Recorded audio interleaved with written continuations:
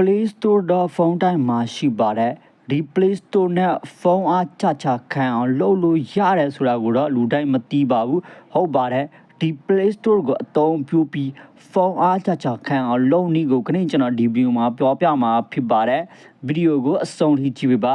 ကဲအချိန်မစဘဲဒီဗီဒီယိုကိုစလိုက်ရအောင်ဒီမှာအောက်ကိုနည်းနည်းလေးဆွဲလိုက်မယ်ဒီမှာ setting လို့ရေးထားရှိတဲ့ဒီ setting ကိုနှိပ်မယ် setting ကိုနှိပ်ပြီးရင်ကျွန်တော်တို့ဒီမှာကြည့်မယ်ဆိုရင် network preference ရှိတဲ့ဒီကောင်ကိုနှိပ်လိုက်မယ်ဒီကောင်နှိပ်ပြီးရင်ဒီမှာ auto update app ရှိတဲ့ဒီကောင်ကိုနှိပ်မယ်ဒီမှာကြည့်မယ်ဆိုရင် update all app over Wi-Fi or mobile data ဒီလိုပုံစံနဲ့ဖြစ်နေတဲ့ဒီလိုပုံစံဖြစ်နေတဲ့အခါမှာဘာဖြစ်မှလဲဆိုရင် Play Store ကိုယ်တိုင်က application တွေကို update လုပ်ပြီးမှဖြစ်ပါတယ် Play Store ကိုယ်တိုင်က application တွေကို update လုပ်ပြီးရင်ဖုန်းပူတဲ့ဆိုရင်ဖုန်း hang ဖြစ်တယ်ဖုန်း hang ဖြစ်ရင်ဖုန်းပူရင် battery ကြမကန်ဘူးခဏလေးဆိုရင်ကုန်သွားမှာဖြစ်ပါတယ်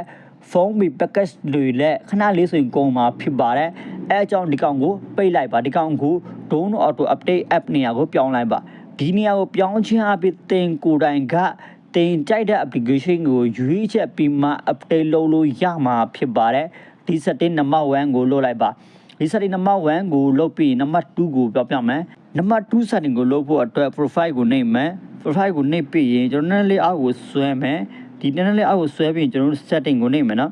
setting ကိုနှိပ်ပြီးရင်ကျွန်တော်တို့ဒီမှာ general network preference ရှိကျွန်တော်တို့ general ကိုနှိပ်မယ် general ကိုနှိပ်ပြီးဒီမှာ notification ရှိ notification ကိုနှိပ်မယ် notification ကိုဒီမှာကြည့်မယ်ဆိုရင်ဒီ notification ကိုပိတ်လိုက်မယ်ဒီမှာ notification ကိုဒီလိုပုံစံနဲ့ပိတ်မယ်ဆိုရင်တော့ Play Store ကနေ notification တွေမလာတော့ဘူးเนาะ Play Store ကနေ notification တွေမလာတော့ဘူးဆိုရင်ဖုန်းအားချခံမှာဖြစ်ပါတယ်အဲအကြောင်းဒီ setting ကိုလုပ်လိုက်ပါ okay ဒီ setting ကိုလုပ်ပြီး number 3 setting ကိုပြောပြမယ် number 3 setting ကိုလုပ်ဖို့အတွက် profile ကိုနှိပ်မယ် profile ကိုနှိပ်ပြီးရင်ကျွန်တော်နည်းနည်းလေးအောက်ကိုဆွဲမယ်ဆိုရင်ဒီမှာ play protect ရှိတဲ့ဒီကောင်ကိုနှိပ်လိုက်မယ်ဒီမှာကြည့်မှာဒီ play protect ကဒီမှာ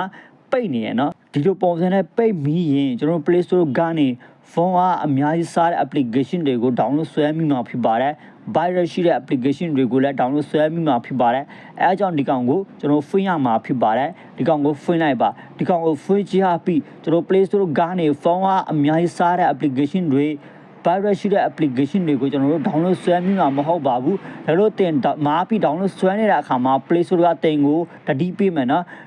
ဒီ application မှာဒီလိုပုံစံနဲ့ virus ရှိတဲ့ဒီကောင်ကို download မဆွဲနဲ့ဆိုပြီးသူကတတိပေးမှာဖြစ်ပါတယ်အဲအကြောင်းဒီ setting ကိုဖွင့်ပေးပါနော် okay ဒီကောင်ကိုလုပ်ပြီးနောက်တစ်ခု setting ကိုလည်းပြောပြမယ်နောက်တစ်ခု setting ကိုလုပ်ဖို့အတွက်ကျွန်တော်ဒီ profile ကိုနှိပ်မယ် profile ကိုနှိပ်ပြီးရင်ကျွန်တော်နည်းနည်းလေးအောက်ကိုဆွဲမယ်ဆိုရင်ဒီမှာ setting လေးရှိမယ်နော် setting ကိုနှိပ်မယ် setting ကိုနှိပ်ပြီးရင်ကျွန်တော်ဒီမှာ general ကိုပြန်နှိပ်မယ် general ကိုနှိပ်ပြီးရင်ကျွန်တော် dim ရှိရဒီ dim ကိုကျွန်တော်ဒီမှာ light mode ဖြစ်နေတယ်နော် system default အဲ့လိုဖြစ်နေဆိုဒီကောင်ကို dark mode ပြောင်းလိုက်ပါပြီးရင် okay ကိုနှိပ်လိုက်ပါဒီ dark mode ပြောင်းလိုက်တာနဲ့ Play Store ကအမဲရောင်အဖြစ်ပြောင်းသွားမှာ